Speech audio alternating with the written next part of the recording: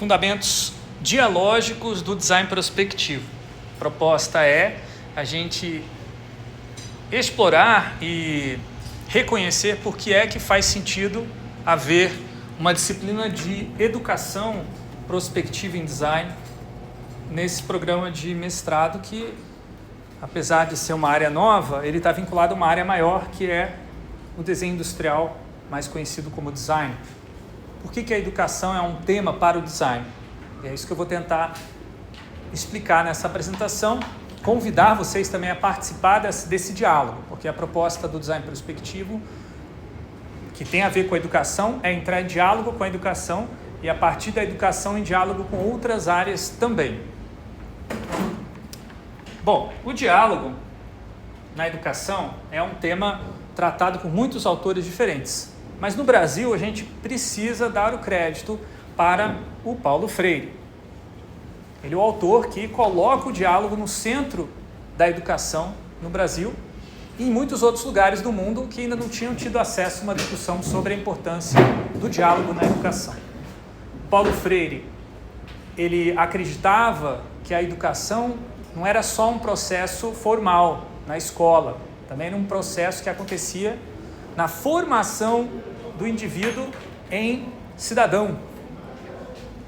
Então, esse diálogo se estendia além das escolas e, de uma certa maneira, era uma proposta de uma base de um tecido social democrático. Como método, como abordagem, como prática pedagógica, o Paulo Freire desenvolveu o que ele chamou de círculo de cultura. E o centro, quer dizer, a base desse círculo de cultura é o diálogo.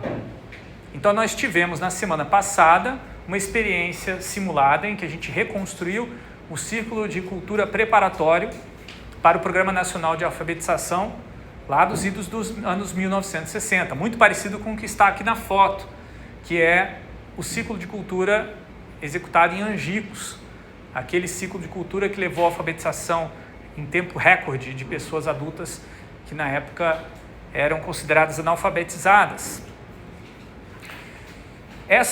Esse diálogo no processo de educação crítica que o Paulo Freire está propondo, ele visa a transformação da consciência, mas não qualquer consciência, a transformação da consciência em consciência crítica. E é por isso que a proposta que o Paulo Freire traz para a educação também é conhecida como conscientização. Conscientização não é a mesma coisa que transformar o pensamento. E esse é um dos motivos pelo qual Paulo Freire vai até deixar de usar essa palavra com o passar do tempo. No final da vida dele, ele já estava dizendo: vocês não entenderam nada com essa história de conscientização, então nem use, esquece que eu falei. Porque o que as pessoas faziam quando liam conscientização é transformar consciências? Senta aí que eu vou treinar a sua consciência, vou mudar a sua consciência, vou mudar a sua ideologia, vou fazer você se inscrever no partido XPTO, vou fazer você acreditar nas mesmas coisas que eu acredito, vou fazer você entrar na mesma religião que eu tenho. E não é exatamente isso que o Paulo Freire não queria. Ele cria todo um processo de conscientização para a pessoa perceber que a consciência não é o pensamento, não se limita ao pensamento. O pensamento é um pedaço da consciência, assim como é também o corpo, a manualidade e o mundo.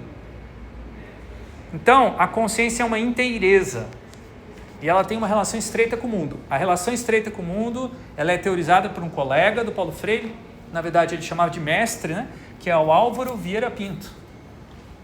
Está nesse livro aqui, muito menos conhecido do que o Paulo Freire, por vários motivos que a gente vai abordar em outros momentos. Mas ele trata desse tema, a manualidade, que é a relação que nós temos de inteireza com o nosso mundo. Então, a conscientização, ela tem que transformar a manualidade em um mundo também. Não adianta só mudar o que as pessoas pensam, tem que mudar as condições do pensamento. Se não muda a condição do pensamento, não é conscientização. Ou seja, o diálogo, ele é uma ação dialógica, uma ação que gera transformação social, transformação da realidade. Então não é doutrinação, como às vezes a pedagogia crítica freiriana é acusada.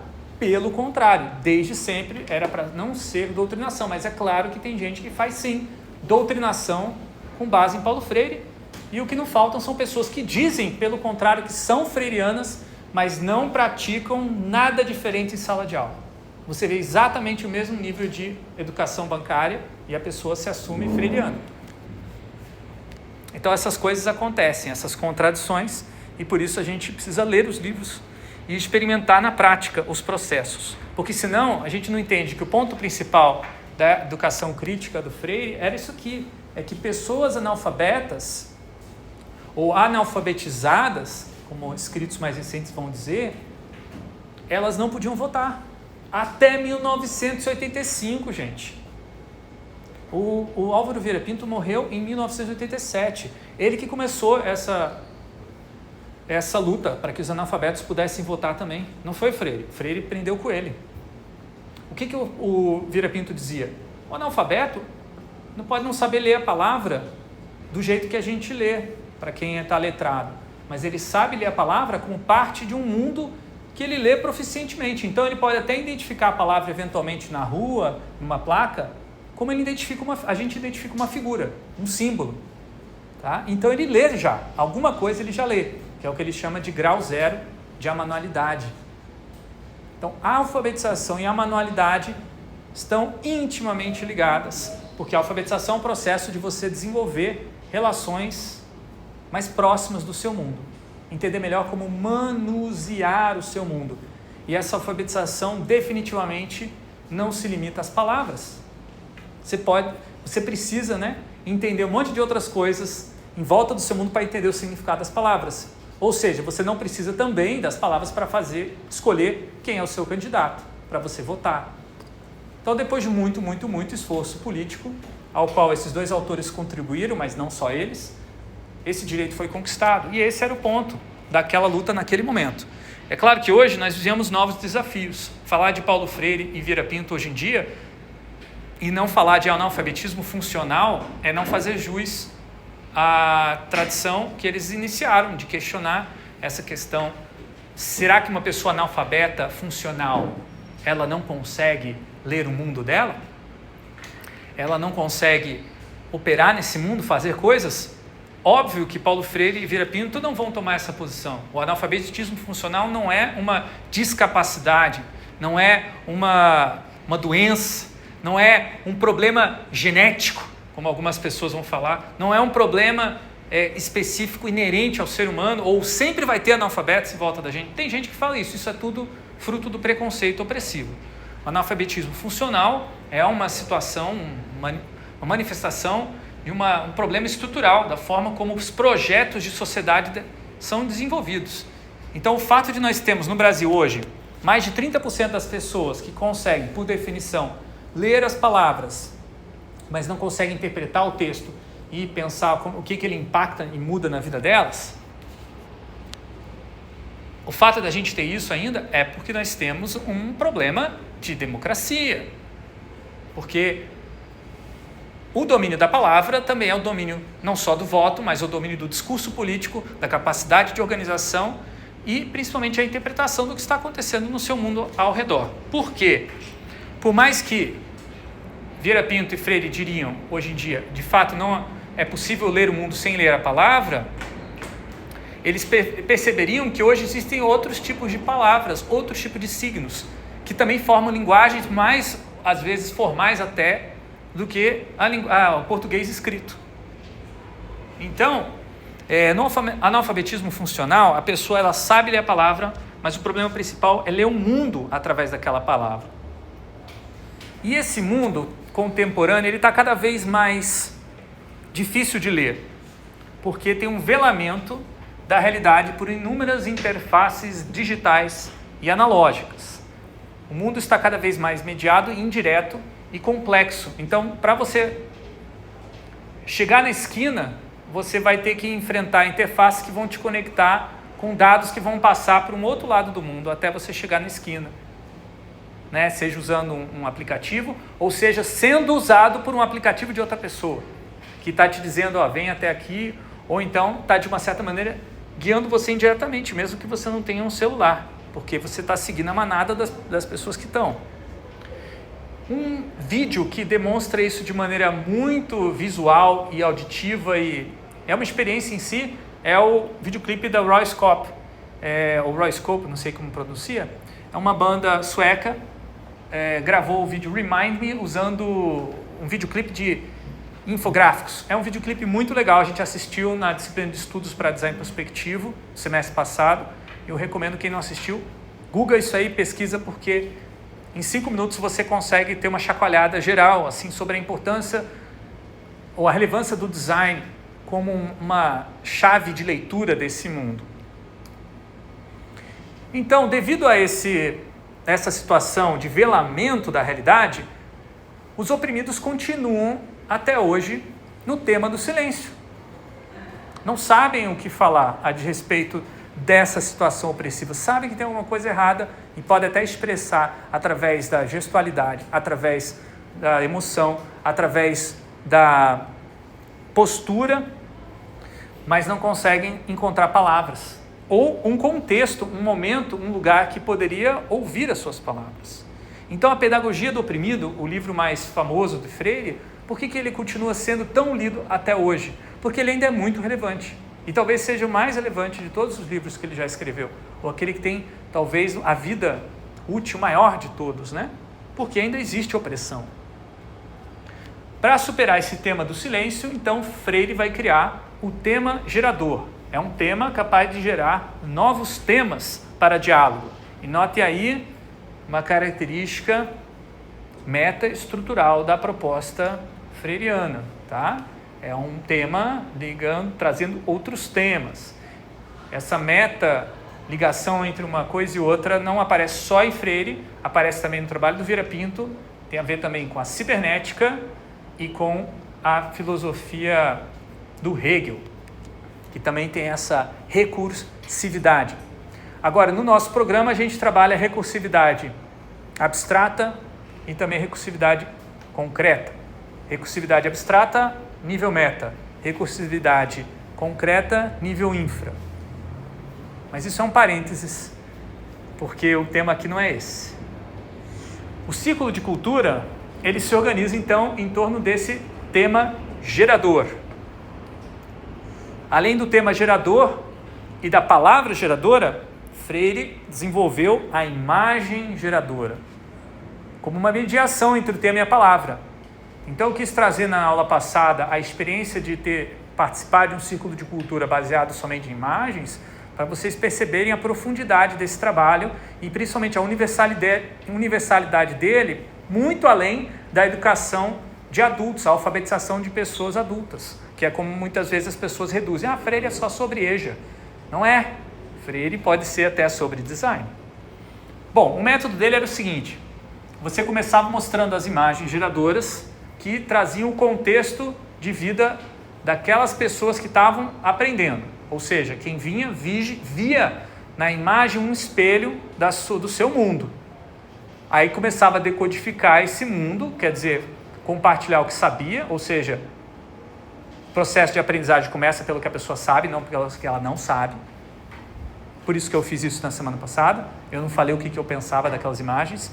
Vocês é que leram elas e trouxeram as suas bagagens, e com isso também vocês conheceram a diversidade de bagagens que cada um traz aqui nessa sala, porque afinal de contas a ideia do diálogo é vocês aprenderem entre si também, não só comigo. Claro, eu quero dialogar com vocês, mas mais do que isso, quero que vocês dialoguem entre vocês. Isso já estava lá no ciclo de cultura, tá, gente? Depois de mostrar a imagem, mostrava-se a palavra imagem, que é uma imagem combinada com a palavra. Então você tem aqui a imagem o caçador o boiadeiro, né? E a palavra belota. Belota diz respeito a um item da indumentária desse cavaleiro. Eu não lembro exatamente o nome, o que era, mas é um regionalismo, uma palavra local que eles pegaram justamente. Se é belota que eles falam e é um regionalismo, vamos pegar justamente essa palavra como palavra geradora, porque daí a gente já se educa para ler o mundo que você já conhece, ou seja, a pessoa não fica sem palavras, que ela já conhece o que é belota. Aí você traz belota depois na imagem e fala, olha, isso tudo aqui também é... Agora vem uma coisa que é incrível de Freire, a palavra também é uma imagem. A palavra também é uma imagem. Gente, isso é o fundamento básico da tipografia, uma das disciplinas do design mais importantes, especialmente do design gráfico. E olha, note, isso aqui é 1963, ou 60, não, acho que isso aqui é 61. Olha essa tipografia aqui. Isso aqui, gente, é uma tipografia de que estilo? Que estilo que dá para você ler, perceber? É uma tipografia essencialmente moderna. Em 1961, você colocar a tipografia moderna não era uma coisa comum. Tá? Isso aqui era inovador para a época. Em termos de design gráfico, fundo verde, um texto branco. Por quê? Porque o projetor é de iluminação, que nem esse aqui. Então o branco se sobressai, o fundo fica para trás. Quer dizer, tem um pensamento de design aqui muito bem elaborado. Eu ainda não consegui levantar quem foram os designers que criaram isso aqui, tá? A parte da pintura eu levantei lá, contribuições do Francisco Brenan, tem de alguns outros pintores aí que eu já levantei, mas não sei quem era o designer gráfico trabalhando tipografia para Freire, mas tem outros trabalhos ainda melhores do que esse. Agora, o processo termina com essa ficha da descoberta, que ela vai decompor a palavra geradora em possibilidades que você pode usar para combinar outras palavras. Então aqui tem babebibobu, que é uma derivação do B, o fonema que foi mostrado aqui. Então você vai abrindo o seu mundo e percebendo que uma coisa está interligada à outra. Essa interligação é a estrutura desse mundo, que você não domina ainda. Então, em vez de focar na aprendizagem da letra, como muitos processos de alfabetização faziam naquela época, ou mesmo do fonema e começar a partir da unidade menor, da particularidade, você ir para a universalidade, Freire fazia exatamente o oposto. Ele começava da universalidade para a particularidade e depois ele voltava para a universalidade. Isso é, digamos assim, o principal evidência da filosofia hegeliana, da dialética hegeliana na proposta freiriana. É claro que vai passar por uma dialética marxista também, porque o propósito disso aqui, e ele vai explicar bem no Educação como Prática da Liberdade, é que as pessoas oprimidas historicamente, os trabalhadores possam votar, e votando, e se organizando, e tendo seus partidos, possam também, quiçá, fazer a revolução. Então era marxista também. Era e é, né? Bom, mas o contexto, o conceito de geração e a ideia de codificação e decodificação, Freire vai puxar de um outro autor que não era marxista na época, o Noam Chomsky. Chomsky vai ter um processo de conscientização depois e vai se tornar um dos maiores intelectuais de esquerda dos Estados Unidos. Morreu recentemente, inclusive, tá?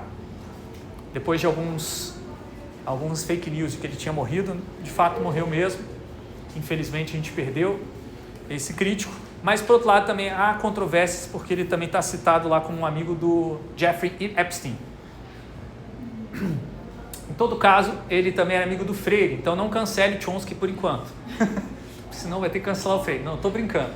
Em todo caso, o Chomsky, nessa época, escreveu alguns livros sobre gramática generativa ou geratriz, e esse conceito de codificação, decodificação e também a própria ideia de estrutura vai vir do Chomsky. Então, o Chomsky dizia o seguinte: todas as línguas, elas têm uma estrutura superficial que a gente aprende na escola, mas por trás daquilo tem algo mais profundo que a gente consegue, através da linguística, analisar, identificar e comparar. E é por isso que você consegue, numa mesma estrutura, classificar, organizar e entender a relação em uma frase dita em inglês, por exemplo, do you love me?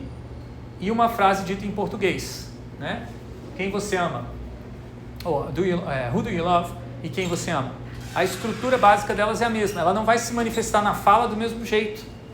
Então, por trás de uma superfície, existe uma estrutura profunda que é similar.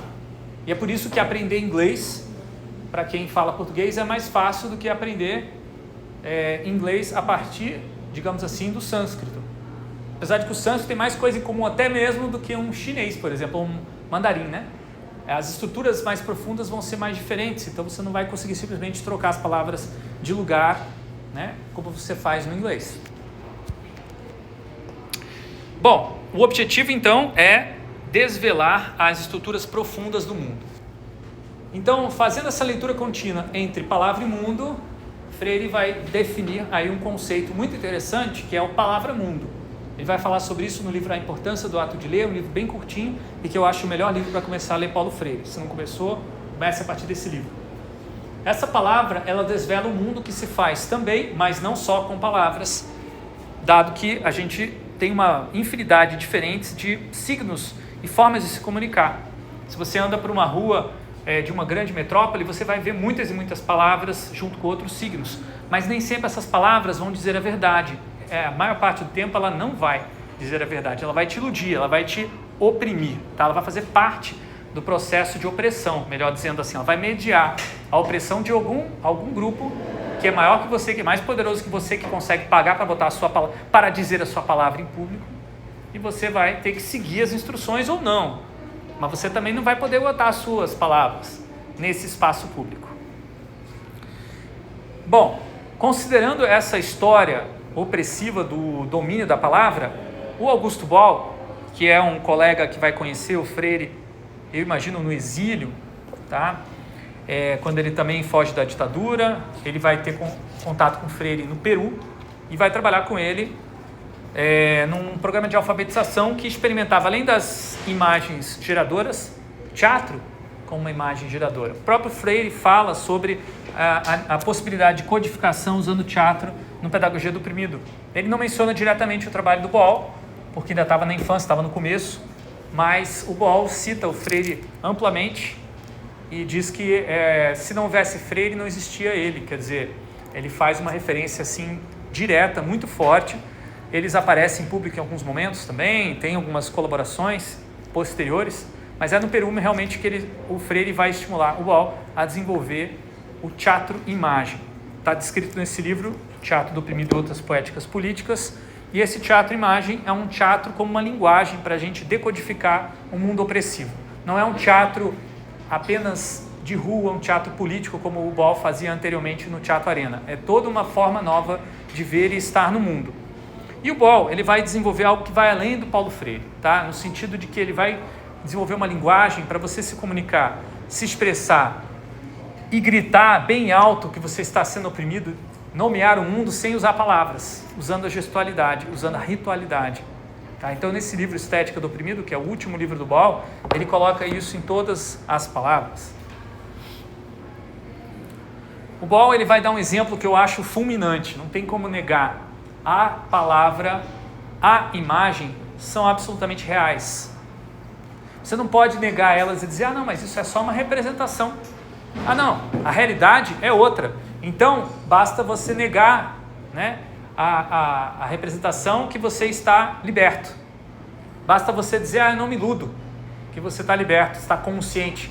Não é suficiente, porque a imagem e a palavra, elas são cotidianas, fazem parte do mundo. Então, elas são reais enquanto imagem. Imagem é real enquanto imagem. Mesmo que a realidade dessa imagem seja ser uma mentira ou uma provocação, que é o caso desta pintura que marca a época na história da pintura, né? É uma reflexão, uma meta-pintura, uma pintura sobre pinturas, mas também é uma meta-imagem, porque é uma imagem sobre qualquer tipo de imagem, dado que o título dela é A Traição das Imagens. Então, A Traição das Imagens é a obra mais famosa de René Magritte, talvez uma das obras mais famosas do surrealismo, o movimento artístico que ele participou, e ele diz lá, ele mostra uma imagem de um cachimbo e diz, isto não é um cachimbo embaixo.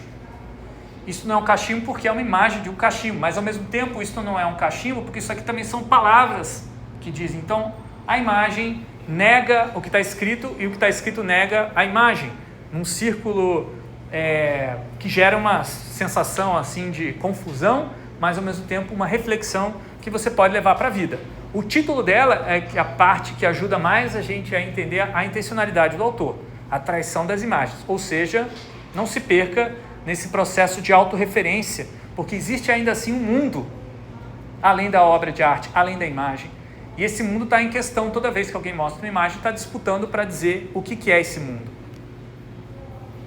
Então, no teatro oprimido, as imagens que a gente cria, que simplificando um pouco seriam peças de teatro congeladas em estátua, ninguém falando nada, ninguém fazendo movimento, né? Essa aqui é uma das peças de teatro-imagem que eu observei, participei, assisti a essa apresentação e dialoguei com ela no Centro do Teatro Oprimido em 2017, acho que foi o primeiro curso que eu fiz lá. Então, uma imagem que só para você olhar a imagem estática, você já consegue fazer várias leituras, né? Você tem aqui um grupo de pessoas mais ou menos padronizadas, falando alguma coisa, se comunicando gestualmente, mas elas parece que têm alguma relação com o manequim. Então o manequim ali parece estar sendo controlado por pessoas que estão atrás. Peraí, então essas pessoas estão falando o que alguém está falando para elas dizer. Quer dizer, estão reproduzindo um discurso sem pensar. E essa pessoa aqui está fora desse esquema. O que ela está fazendo? Tentando acordar as outras pessoas para lutarem contra essa padronização do discurso. E essa pessoa aqui do canto, o que ela está fazendo? Ela está usando uma outra abordagem, diferente, talvez uma outra forma de luta, de organização, não sei. Vocês podem pensar N coisas, e a graça do teatro-imagem é os atores, espectadores que estão apresentando nunca revelam a sua intenção original, fica sempre no ar, tá? É proibido falar o que você queria fazer com a tua imagem, porque a realidade da imagem é a realidade da imagem enquanto imagem, e não é uma questão de a realidade estar escondida na intenção dos autores, porque o que a gente vê aqui é real, porque é real. Se a gente vê essa relação de controle que existe externo do discurso para uma outra pessoa, é porque isso existe no mundo, não é uma mera representação. Agora, vamos voltar para o design e se aprofundar nisso, porque o design também tem uma história muito rica, muito bela a respeito desse assunto, que não é tão valorizada, às vezes escondida, é uma história que ainda a gente precisa colocar mais em evidência. Design, primeiro de tudo, por si só, é uma palavra mundo, pois é capaz de desvelar a escrita do mundo como um processo de co-design. E aí eu vou trazer como referência o periódico ao qual eu tenho a sorte de editar já há um ano, que é o Design Issues. O Design Issues é um periódico que traz desde 1984, essa aqui talvez é de 92, mas tem algumas mais antigas, traz essa proposta da gente ler o mundo do design como o nosso mundo cotidiano e não como um mundo só para designers profissionais, como uma questão, né, issue, uma questão pública, tá? Issue, traduzindo em português, seria uma questão pública, de interesse público. Então, a gente olhar para esse mundo e pensar que ele é projetado revela que existem disputas e intenções para definir quem vai dizer o que é a realidade. E essa disputa em volta do design é o que eu chamo de co-design. Então vejam, eu tenho trabalhado numa ponte, num diálogo, que é um metadiálogo, na verdade, entre a pedagogia crítica do Freire e uma pedagogia crítica do design. A pedagogia crítica do Freire se estrutura em 3 elementos: um texto, um contexto e uma imagem, um tema, uma palavra geradora, que ajuda a partir do texto para ir para o contexto. Isso também acontece na pedagogia crítica do teatro oprimido. Então você tem um texto falado, um contexto para ser entendido na interpretação da peça, e você tem a imagem, ou você tem uma performance ali disparando essa relação.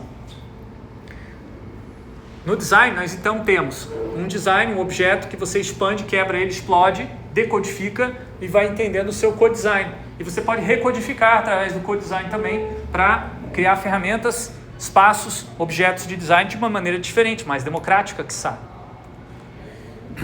Co-design, então, também é uma área de conhecimento que busca promover o diálogo em projetos. Uma das pessoas mais importantes da história do co-design é a Liz Sanders, uma estadunidense que dedicou uma longa carreira ao desenvolvimento de ferramentas geradoras. Ela às vezes usa o termo make tools, mas é isso, ferramenta geradora, é muito parecido com a ideia de palavra geradora e imagem geradora de Freire. Então quando vocês me veem cheio de objetos coloridos, vestido colorido, é porque eu estou construindo em cima do trabalho da Lee Sanders. Para mim foi muito inspirador. Tá? Então ela vai dizer que esses objetos, essas ferramentas, elas podem constituir uma linguagem para a gente falar sobre aquilo que a gente não consegue em palavras. E principalmente aquilo que é sistêmico, aquilo que se conecta e é difícil mesmo de explicar. Então ela vai falar muito que os designers, eles podem ter esse papel de serem facilitadores de diálogos. E esse diálogo pode se expressar de diferentes ferramentas. Tem gente que é mais visual, tem gente que é mais verbal, tem gente que é mais sinestésico. E aí você dando vários materiais, você inclui todo mundo. Aqui a gente usa muito o Lego Serious Play. Então a gente teve na aula passada esse experimento. Cada um falou sobre o seu objeto de pesquisa usando uma metáfora, um modelo metafórico feito de Lego. E essas cores, essa característica de ser um espaço de possibilidades e cada um se expressa diferente, vem das ferramentas geradoras da Lee Sanders. É claro que o Lego Serious Play é uma ferramenta específica, um método específico, tem até um livro sobre essa ferramenta, mas a gente usa ele aqui de um jeito um pouquinho diferente do original. Diferentes das imagens e das palavras geradoras, a ferramenta geradora está orientada para tchananã, a escrita do mundo. E agora começa a ficar mais interessante para nós o design. O design não é só sobre leitura de mundo, ele é primordialmente sobre a escrita do mundo. Como é que a gente escreve o mundo? Tem várias maneiras no design, mas aquela que ficou mais evidente, que os designers também são autores que escrevem textos através dos seus projetos, foi a ficção projetual ou ficção de design, ou em inglês original, design fiction. Quem desenvolveu esse conceito foram o casal Anthony Dunn e Fiona Raby. Eles escreveram vários livros, dentre eles o mais famoso é o Speculative Everything. É um livro de 2013 que traz então a ideia de que a gente pode especular sobre futuros que ainda não chegaram, mas que estão próximos, estão iminentes. E esses objetos criados através de ficções ou ficções projetuais, eles representam um mundo diferente do nosso, mas um mundo que está quase chegando.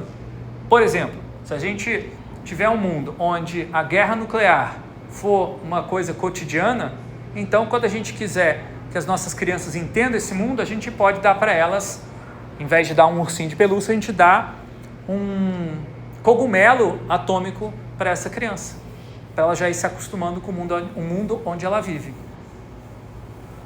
Você fala, que horror, que coisa terrível, né? Eu pelo menos tive essa reação. Eu não quero viver nesse mundo. Então você tem que fazer alguma coisa, porque senão o mundo vai nuclearizar de novo. Nós estamos numa situação em que esse projeto, que é originalmente 2004, nessa época ainda existiam todos os tratados de desnuclearização. Esses tratados caíram recentemente, inclusive. Nós estamos tendo aí várias guerras que estão muito próximas de um acionamento de armas nucleares. 20 anos se passaram, esse projeto hoje ele parece muito mais relevante. Naquela época ele parecia uma especulação, uma loucura de Dunn e Raby, como se eles estivessem sendo paranoicos, mas nem tanto. Nesse ponto eles acertaram nas suas previsões, que se baseiam em partes na maneira como se prevê o futuro das ações, o futuro do planeta. Eles baseiam no planejamento estratégico. É uma das fontes aí do design especulativo. Agora, eles faziam apenas a denúncia do que poderia dar de errado nesse mundo. Eles não trabalhavam com a criação de utopias preferíveis. Isso era menos importante no trabalho deles. Então, no design participativo, que eu vou trazer aqui agora, existe também o anúncio da libertação. Paulo Freire falava, não adianta só você denunciar a opressão, tem que também fazer um anúncio da libertação para completar o ciclo dialético de transformação da realidade. Então, no design participativo, utiliza-se a palavra coisa para definir esse projeto que visa uma participação não só de pessoas, mas também de não pessoas, ou não humanos, ou coisas, ou qualquer, enfim, materialidade que você queira incluir. Esse exemplo que eu estou mostrando aqui é a ocupação do Design Lab da Universidade Twente, onde eu estudei, fiz doutorado, e eu participei dessa disciplina, que foi uma das primeiras, nesse espaço e estava muito vazio, não estava acontecendo nada. A gente resolveu fazer uma festa durante a noite em que a gente iria criar qualquer coisa. Então o pessoal começou a beber um monte de goró e inventar e criar para aproveitar aquele espaço. Depois dessa festa, ela virou uma festa bastante controversa. Um estudante que organizou foi suspenso. A gente conversou com a universidade e convenceu a suspender a suspensão e contratar ele para ser o organizador de festas parecidas com essa. Na Holanda, eles têm uma característica de incorporação da crítica muito rápida. A democracia lá funciona mais azeitada. Então, o que era algo subversivo acabou virando oficial, sem precisar muita briga, porque para a universidade era ótimo ter o que eles agora chamam de Maker's Night. A gente fez isso com base nos ensinamentos do professor Pelle Ehn, que é um dos fundadores do design participativo e um dos coautores desse livro aqui, Design Things, que apresenta a ideia de coisa. A ideia de coisa vem para o Brasil, ela é incorporada através do design e antropologia na ESD. As professoras Bárbara Chanek e Zoe Anastasakis têm um laboratório chamado LADA, Laboratório de Design e Antropologia, e no LADA, dentre os vários conceitos que eles trabalham, é a coisa. A coisa, com o tempo, elas foram relendo e pensando melhor o que fazia sentido, mudaram para dispositivos de conversação. E aí vão para um outro caminho, até uma ideia de uma conversação pública. Então, na ESD mesmo, nós vamos fazer uma intervenção, colocando aí imagens, convidando o público que está passando lá de fora da universidade a interagir, respondendo a seguinte pergunta: e se essa rua fosse minha? E aí tem uma série de perguntas aqui que as pessoas vão anotando, vão escrevendo e vão transformando aquela rua.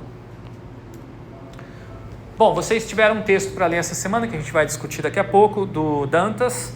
Ele traz na sua tese de antropologia visual o conceito de imagens-mundo, imagens que expressam toda uma visão de mundo. Por exemplo, uma imagem que expressa uma ideia racista de seres humanos que são superiores ou inferiores, está ali em cima. A imagem de que a mulher negra, ainda dentro da relação de racismo, ainda pode haver uma relação de gênero. Então a mulher negra, ela não é só inferior, ela também é o pecado em pessoa, né? E por isso ela precisa ser punida ou colocada do lado de fora da sociedade, ou num lugar, digamos que não incomode, né? E você tem também essas imagens da antropofagia, das pessoas indígenas ou povos originários, como sendo aqueles que, por honra, comiam seus inimigos capturados em batalhas. E desse outro lado, nós temos aí uma ideia de um racismo já institucionalizado durante a escravização, o processo de escravização. Então você tem a pessoa escravizada trabalhando, servindo o branco, né? E o branco dando uma comidinha com a sensação de que está ajudando, fazendo alguma coisa para reduzir o sofrimento da pessoa negra, uma criança, né? Quando na verdade aquilo ali não chega a ser nem uma esmola, né? Uma migalha que não reverte, digamos assim, a desigualdade social que está por trás dessa cena. E a beleza dessa cena, que o pintor tentou, né? Olha que lindo esse ato de solidariedade, é o que mais torna ela bizarra para você entender a realidade brasileira, como ainda se repete esse tipo de coisa até hoje. Bom, essas imagens mundo não são apenas imagens, tá? Elas são mundos vividos, tá? Aqui eu trago uma imagem que compartilho aqui com o meu colega Jai, uma imagem que nos orienta, digamos assim, há muitos anos.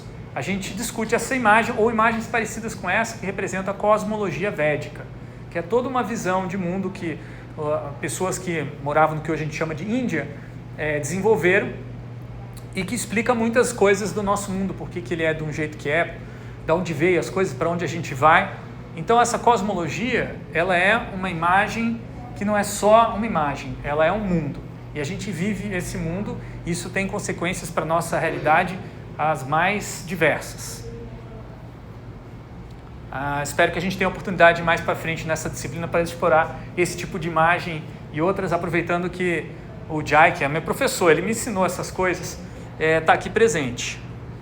Em todo caso, a gente tem um exemplo mais próximo de vocês do design, quem já estuda aqui na UTFPR há bastante tempo, que é só a imagem que a gente criou do lado. O lado, na verdade, originalmente se chamava coisa, tá? Em 2019, a gente tem uma disciplina Projeta para pessoas, em que a gente abre para um processo autogestionário e os estudantes dizem, nós precisamos de um projeto de extensão que trabalhe com comunidades de maneira participativa, que envolva públicos diversos, que promova a democracia, que acolha tanto esquerda quanto direita, um projeto que faça a extensão que não está acontecendo aqui. Daí eles vão chamar isso de colaboratório de inovação social autônoma. Isso é o que significava coisa.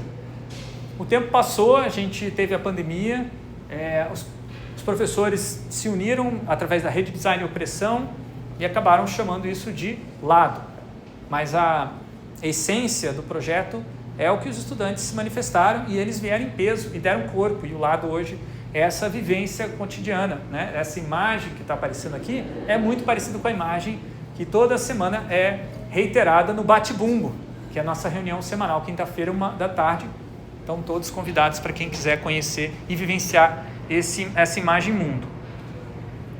Então, para finalizar, além da palavra mundo e das imagens mundo, o design prospectivo ele vai incorporar a ferramenta mundo e a coisa mundo. E aí surgiu, a partir dessa reflexão recente, um novo framework para design prospectivo. Por isso que eu queria mostrar para vocês isso aqui. Queria chegar aqui. Design prospectivo pode ser entendido como uma prática de ação dialógica prospectiva, para não só ler o mundo, mas também escrever o mundo. Tá? Escrita do mundo, leitura do mundo. A palavra é uma mediadora entre a leitura do mundo e a escrita do mundo.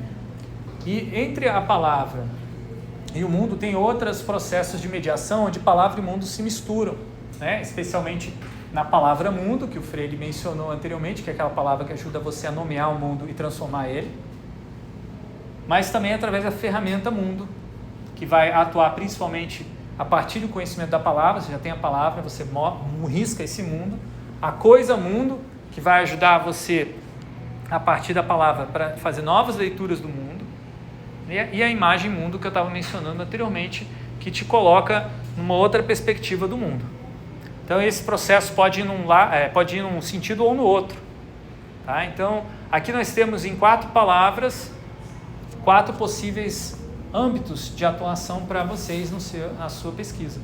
Tá? Se você for fazer um processo educativo, um processo de aprendizagem na sua pesquisa em design prospectivo, você pode produzir ferramentas mundo, coisas mundo, imagens mundo ou palavras mundo coletivamente, participativamente. Então, na perspectiva do design prospectivo, aquele problema que eu apresentei no começo, o analfabetismo funcional, ele só vai ser superado por uma educação que enfatize tanto a escrita quanto a leitura do mundo. Não adianta só fazer essa leitura epistemológica do mundo e entender através do verbo ou da teoria como é que o mundo funciona. Você precisa praticar a mudança, a transformação. E é por isso que a gente vai ver tantas coisas manuais nessa disciplina quanto coisas intelectuais. O design prospectivo é, então, uma pedagogia crítica, sim, que trabalha tanto com usuários quanto designers, para que eles aprendam a escrever e reescrever o mundo através de projetos e trajetos que alcançam as suas estruturas mais profundas. Então, quando falamos de infraestrutura ou de metaestrutura, falamos de estruturas profundas e sempre foi o objetivo da pedagogia crítica freiriana, do teatro do oprimido, chegar nessas estruturas. Então não é por acaso, não estamos inventando moda com esses termos aqui. Queremos recuperar uma tradição que se desenvolveu e talvez esteja mais avançada na educação, no teatro, mas sem deixar para trás aquilo que o design já conseguiu fazer nesse sentido também. Isso é design prospectivo. As referências, eu trouxe algumas, estão na mesa para vocês verificarem, e depois a gravação, como eu mencionei, vai estar disponível lá no Moodle. É isso. Bom, agora podemos conversar.